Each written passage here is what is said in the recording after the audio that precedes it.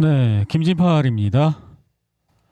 여기 보시면은 이 부분하고 이 부분에 다리가 있다는 것이거든요. 이 강에 똑같이 이렇게 생겼잖아요. 그죠? 예. 이 장소는 네, 어디냐면요. 네. 두두두두두두두두. 네, 이곳은 도네츠크 이 위쪽에 있는 그 리만 근처거든요. 리만 여기가 리만이고요. 러시아군이 거의 다 점령했다고 주장하고 있는 리만인데 여기 보시면 원래 다리가 여기 있었습니다. 근데 뽀개졌죠. 예, 러시아가 이걸 뽀개자 우크라이나군이 이쪽에다가 다리를 만들었다는 것입니다. 원래 다리가 없는데 거기다 다리를 만들었다는 것입니다. 그래서 제가 보니까 이 근처에 도시가 있고요. 도시라기보단 마을이죠. 이쪽에도 마을이 있는데 왜 여기도 있는데 왜 여기다 했을까요? 제가 보니까 여기 고속도로를 딱 오다 보면 이쪽 입구에서 들어가잖아요. 그럼 여기 완전 숲길이에요. 숲길로만 이렇게 숨어서 차가 갈 수가 있어요. 그러다가 드론이 나타나면 빨리 내려가고 숲으로 숨을 수 있어. 근데 이쪽은 한번 보십시오. 여기도 고속도로에서 여기서 내리는 건 같아요. 근데 이렇게 숲길로 가다가 갑자기 노출돼. 그러다가 다시 또 노출돼. 한참 노출된 길이 또 나와. 그러다가 다시 숲길로 들어가. 예, 그러니까 이쪽이 훨씬 안전해 보입니다. 그죠? 예, 그래서 이쪽에다가 아마 다리를 놓지 않았나. 그래서 이쪽 숲 이쪽에 있는 우크라이나군을 아마 지원하기 위한 용도인 것 같습니다. 아직 러시아군이 리만을 완전히 다 정복을 했다고 주장한 것 같지는 않아요. 그러니까 여기서 조금 싸우고 있는데 그 후방 배후 물자 보급이나 기타 등등 위해서 여기서 만든 것 같다. 그것입니다. ISW 지도로 보면 이 장소인데요. 뚜뚜뚜뚜뚜뚜뚜 하면 네, 이쪽 리만 지역 근처에서 이제 우크라이나군이 다리를 만들었다는 것입니다. 여기 보시면 도로가 확연히 나타나죠. 여기 고속도로에서 숲을 통과하는 도로. 하지만 여기는 숲을 일부 통과하지만 일부는 또 노출되어 있는, 그러니까 여기가 훨씬 낫다는 것입니다. 수미 지역으로 가서 최근 24시간 변화가 없고요. 그 다음에 볼찬스크에 변화가 없지만 노란색은 또 추가되었습니다. 러시아가 여기도 또 새로 자기들이 점령했다고 주장하고 있습니다. 그리고 쿠피안스크 지역에 변화가 보이지 않고, 이쪽은 어딘가요? 이 오스콜강 근처인데 여기를 뭐라고 불러야 되나? 하여튼 여기 우크라이나군이 최근 24시간 되찾은 지역 루간스크인데요. 루간스크로 들어갔다는 건가? 그렇군요. 네, 그 다음에 이쪽으로 내려오면 콘스탄티노프카 근처에서 최근 24시간 색깔 변화가 없고요. 그 다음에 포크롭스크 근처에도 변화가 없고, 그리고 드네프로페트롭스크 지역에도 변화가 없고, 그리고 굴리아이폴리아 지역에도 변화가 없고, 그리고 최근 변화가 있는데요. 여기요. 짜잔. 여기까지 러시아하고 무장공비 특수부대가 들어갔다고 합니다. 근데 영상이 아직 안 나온 것 같은데 이거는 또 왜 표시해 줬을까요? 영상 뻔히 나온 데는 표시를 또 이쪽은 안 해줘요. 여기 말이죠. 여기 예? 여기 제가 영상 여기 다 나온 거 위치까지 확인했는데 이런 표시조차도 무장공비 표시조차도 안 해주면서 여기는 또 웬일로 표시를 해주나? 고층 아파트 지역까지 갔다는 걸로 봐서 여기까지 갔다는 얘기인데요. 여기는 또 표시 안 해줘. 여기가 어디냐면요. 오레호보 여기거든요. 여기는 ISW에서 표시해준 장소고 고층 주거지역은 여기거든요. 아파트 여기밖에 없어요. 여기까지 갔다는 거예요. 러시아는. 근데 표시가 없습니다. 또 우크라이나에서 스코이 34 슬라비안스크와 그라마토르스크를 공습하는데 이례적으로 가까이까지 와서 공습을 해서 훨씬 멀리 파브를 투척할 수 있었다고 합니다. 여기가 어디냐면요. 네, 이 지역 말씀드리는 것입니다. 이 지역에 수고이 그 파브 날리는 그 전투기가 날라와갖고 파브를 날렸는데 너무 가까이 왔다는 거예요. 하나도 무서울 게 없다는 듯이 너네 인마 대공미사일 없잖아 이런 느낌이었답니다. 네, 우크라이나에서 또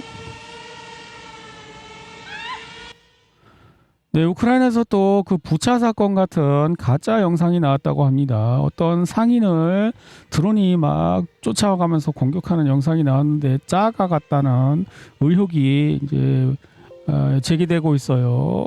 이 사람이 크게 다치지도 않고, 그리고 뭐 붕대 감았는데 겉에다가 이렇게 피 같은 물감 같은 거 묻히고 별로 그렇게 많이 다치지도 않은 걸로 봐서 뭔가 사기성이 농후하다, 그런 엄청 긴 내용인데, 원인은 어제 이거 있지 않습니까? 우크라이나가 그 러시아의 해안에 그 놀고 있는 사람들 공격한 거. 아마 그거에 대한 그 미디어 그 전쟁 수준에서 만든 거 아닌 영상 아닌가 그렇게 추정하고 있습니다. 네, 그래서 제가 다른 폭발 장면, 드론 폭발 장면을 비교를 한번 해보기로 하겠습니다. 여기가 어제 그 헤르손에서 러시아가 우크라이나의 상인을 공격해, 시장 상인을 공격했다는 그 영상이고요. 이게 이제 현장에서 러시아가 우크라이나군을 공격하는 드론 영상인데요. 폭발 장면 한번 비교해 보겠습니다.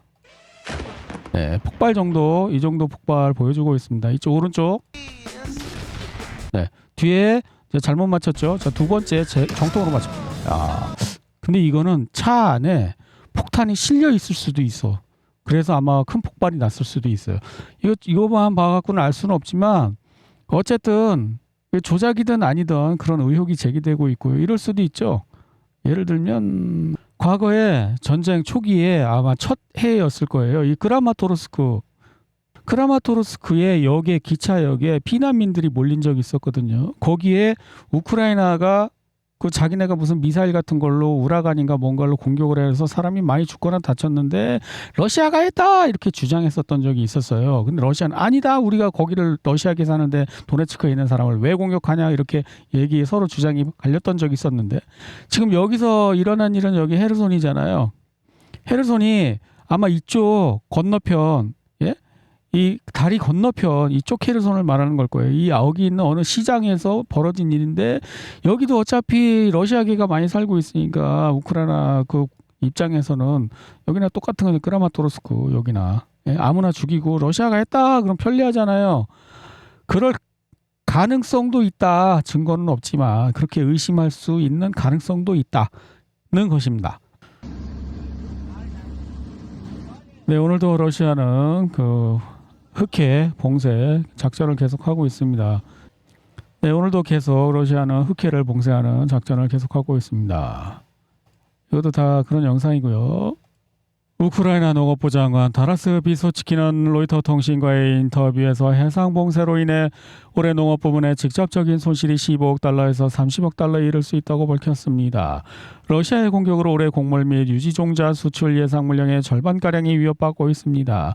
문제가 해결되지 않으면 3천만 톤 이상의 곡물이 국제시장으로 수출되지 못할 것입니다. 대체 곡물 수출 경로는 흑해 항구에서 처리되는 물량의 절반 정도만 공급할 수 있을 것으로 예상되지만 이마저도 8월 말 이후에나 가능할 것으로 보입니다. 인프라부에 따르면 7월 한 달 동안 항구에 정박 중인 선박 35건, 해상 22건, 항만 67건의 공격이 발생했습니다. 참고로 2025년 한 해 동안 선박 공격은 14건에 불과했습니다. 그러면 다 합치면 얼마 67 더하기 89에 35면은 100 넘네?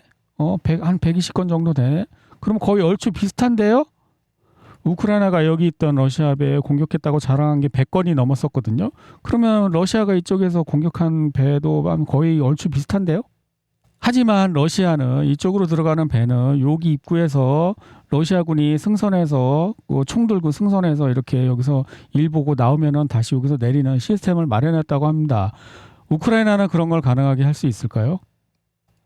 그리고 길에 폭격을 했는데 그 밑에 가스관이 지나가고 지금 아마 도로 밑으로 가나 봐요. 가스관이. 그래갖고 지금 불 나고 있어요. 그리고 이거는 우크라이나군이 얘기하는 건데 최전선에서 40km 떨어진 거리까지 러시아 드론이 수송 차량을 공격하고 있다고 합니다. 그래서 딱 생각난 게 뭐냐면 최전선에서 날리지는 않았을 거 아니에요. 러시아 측으로도 좀 깊이 들어가서 날렸을 거 아니에요. 지난번에 이거 65km짜리 광섬유 스풀 실타래를 팔고 있습니다. 어디긴 어디겠어요, 그죠? 예, 알리나 뭐 테무나 그런 데겠죠, 그죠? 예.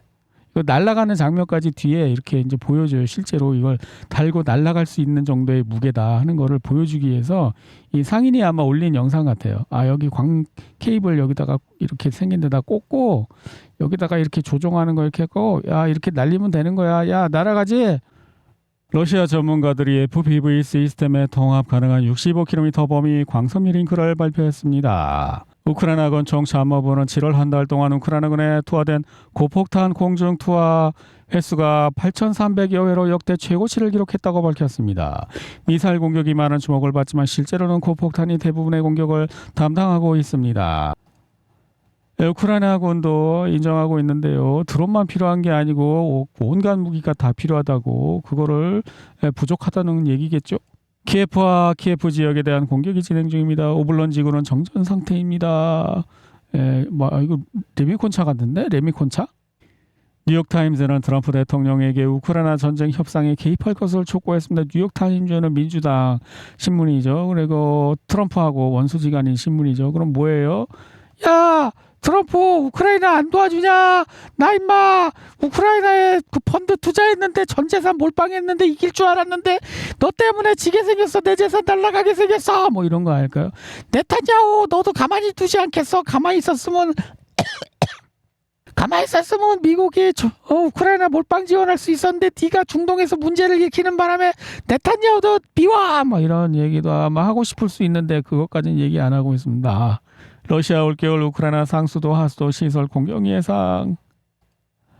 우크라이나는 패트리어트 미사일 생산 허가를 받기 2년간 노력했지만 못 받았다는 것이죠. 그래서 우크라이나는 그 유럽의 도움을 받아서 자체 패트리어트 미사일을 개발하기로 했답니다. 미국 나토 상임위 대표는 우크라이나가 겨울이 오기 전에 패트리어트 요격기 생산 허가를 받는 일은 절대 없을 것이라고. 패트리어트 절대 허가 안 해준다고 합니다. 야, 내 영업 비밀인데 이 새끼야. 한국한테도 에이사 그 기술 알려준다 그러고 사기쳐서 F-35 팔아먹고 싹 발랐는데 너한테 너 더 못 믿어 이 새끼야 이런 얘기겠죠 뭐. 우크라이나 측은 패트리어트 미사일이 실제로 국내에 있지만 젤렌스키 대통령 경호를 위한 것이라고. 이것도 구라 아님? 우크라이나 내전 발발 이후 최악의 겨울 대비. 우크라이나 방산업계에 러시아가 막 미사일 공격 강도를 높여갖고 방공 시스템이 부족해갖고 징징대고 있는 거죠. 야 트럼프 우리한테 패트리어트를 안 줘갖고 우리가 나는 잘못 없음 트럼프 잘못입니다. 막 이런 거 하고 있는 거잖아요. 이제 그거예요. 퇴행. 이게 뭐냐면은 계속 그 얘기하고 있잖아요. 쏟아내고 있잖아요. 며칠 전부터 이런 기사가 예측 기사가 나왔었거든요. 우크라이나가 작전을 바꿨다. 지금까지는 우리가 다 잘 막고 있습니다. 허세 작전 하다가 이제 허세가 안 통하니까 야 징징 작전. 야 우리가 이거 어려운 건 내 책임이 아니고 트럼프 책임이다. 트럼프가 대공 미사일 안 줘서 그렇다. 이걸로 이제 홍보 작전을 바꿨다고 하는데 바로 나타나네. 어마어마하게 쏟아지네. 예? 어마어마하게 40일짜리 작전 또 한다고 뭐 연장한다 그러고. 하지만 클라크 교수는 누구지? 보복 공격의 본질을 정확히 짚어내며 우크라이나 테러리스트들에게 러시아의 눈을 찌르지 말라고 근데 스카베에바는 또 우크라이나 방송국이에요. 외국 어떤 교수가 한 방송을 우크라이나 방송에서 틀어줬어. 우크라이나는 러시아 영토 깊숙한 곳에 대한 공격에 매우 신중해야 합니다. 현재의 공격은 러시아의 전쟁 지속 능력에 상당한 타격을 주었고 연료 부족을 통해 러시아 사회에도 영향을 미쳤습니다. 하지만 소매 시설과 같은 목표물을 공격하는 것은 러시아 쿠팡 말하는 거죠. 곰의 눈을 찌르는 것과 같습니다. 러시아는 북한으로부터 받은 탄도미사일로 분명히 대응할 것이며 우크라이나는 탄도미사일에 대응할 충분한 방공 능력을 갖추고 있지 않습니다. 따라서 저는 이번 전쟁에서 러시아 측의 공격 목표 정책에 새로운 국면이 펼쳐질 것이라고 생각합니다. 클라크 교수는 또 누구야? 키예프에 계속 공격하나 연기 나는 영상 나오고 있고요. 계속 이걸 내보내는 이유가 뭐예요? 전에는 이런 거 못 내보내게 했단 말이에요. 그 찍어도 이런 거 보내면 막 처벌하고 그랬는데 막 내보내잖아요. 키예프에 우리 엄청나게 공격당했어 막 이런 거 개인이 찍은 거 이런 거 올리면은 막 그 단속했단 말이에요. 반역죄 어쩌고 하면서. 근데 막 나오잖아 지금은. 홍보 전략이 바뀐 거예요. 이제 징징대기 작전. 이거는 일종의 퇴행 현상이거든요. 퇴행 현상은 왜 일어날까요? 퇴행 현상이 일어나는 이유는요. 아기가 이렇게 있는데 동생이 태어났어. 그래 엄마가 동생만 이뻐하는 거야. 그래 아기가 나도 엄마가 이뻐해 줬으면 좋겠었어. 그래서 아기처럼 행동하는 게 퇴행이거든요. 이거 언제 일어난다고요? 자, 우크라이나 전쟁이 먼저 일어났어. 우크라이나 전쟁이 일어났는데 네타냐후가 중동에서 또 전쟁을 일으킨 거야. 그래갖고 우크라이나로 갈 돈이 나뉘는 거야. 네타냐후한테 더 가는 거야. 동생이 더 이쁨 받는 거야. 그러니까 뭐라고? 퇴행. 고문 잔혹한 구타 그리고 방벽부대 시르스키의 고기연대에 대한 이게 225가 시르스키 전임 국방부 장관이 창설한 그 방벽부대 그러니까 독전대라는 거예요. 그래갖고 문제 삼았다는 거예요. 독전대가 여기밖에 없는 거 아니잖아요. 드라파티 총사령관은 또한 시르스키 전 총사령관이 창설한 돌격연대의 병력 보충을 중단했다. 예, 우크라이나 도로에서 이제 그 달리는 차량을 세우고 운전사를 징병하려고 하는데 이 사람이 잘 빠져나왔다는 것입니다. 샥샥샥샥 잘 빠져나왔대요. 예, 젤렌스키 그 징병관들이 숲속에 있는 사는 남자를 징병하러 왔는데 이 사람은 표범을 기르고 있답니다. 개도 있고 표범도 기르고 있어.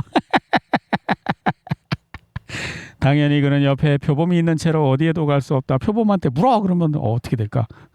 러시아의 푸틴 대통령은 2022년에 러시아를 떠난 외국 투자자들의 자사주 매입 권리를 박탈하는 메커니즘을 마련하는 법령에 서명했습니다. 그게 계약서에 써 있었어요. 뭐 한국도 거기 뭐 삼성이나 뭐 현대나 뭐 있었을 거 아니에요. 그 사람들이 전쟁 났으니까 잠깐 떠나고 나중에 돌아오면 도로 살 수 있게끔 그 회사를 그게 이제 계약서에 있었는데 그거를 야 계약 기간 지나면은 못 삼. 거기 계약 기간도 있었어요. 2년인가? 하여튼 계약 기간이 지나면은 안 되는 걸로 그 2년 아닌가 아마 그 도로 사야 되는 걸 거예요. 그래서 그걸 한다는 거예요, 지금.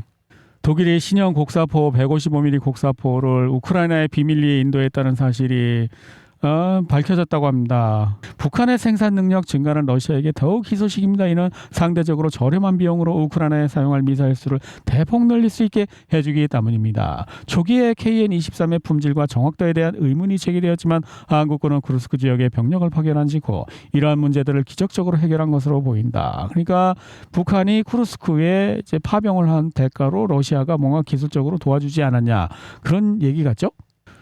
러시아는 아직 서방으로부터 우크라이나 문제에 대한 건설적인 의견을 듣지 못했다고 갈류진 러시아 외무부 차관이 타스 통신에 밝혔습니다. 그런 서방 지도층이 때때로 정대로 용납할 수 없는 대화 즉 최후 통첩과 같은 설교조의 강경한 어조로 대화를 시도하여 성공을 기대한다고 비판했습니다. 싸우자는 거죠. 말투가.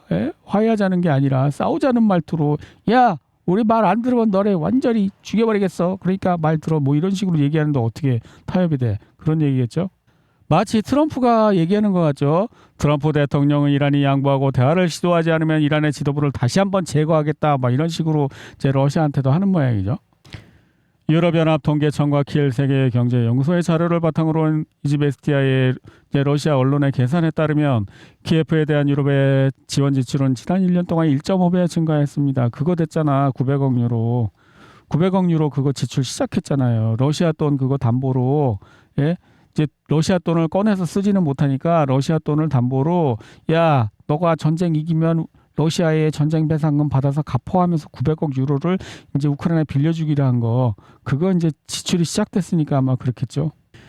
신형 평가기관 스코프 레이팅스는 독일과 캐나다를 제외한 모든 G7 국가가 국방비 지출을 초과하는 이자 비용에 직면하고 있다고 밝혔습니다. 채무 말이죠. 채권 국채 발행해서 그 이자 얘기하는 거예요. 정부가 예산 말고 또 돈 쓰는 게 이제 빚 내는 거잖아요. 국채.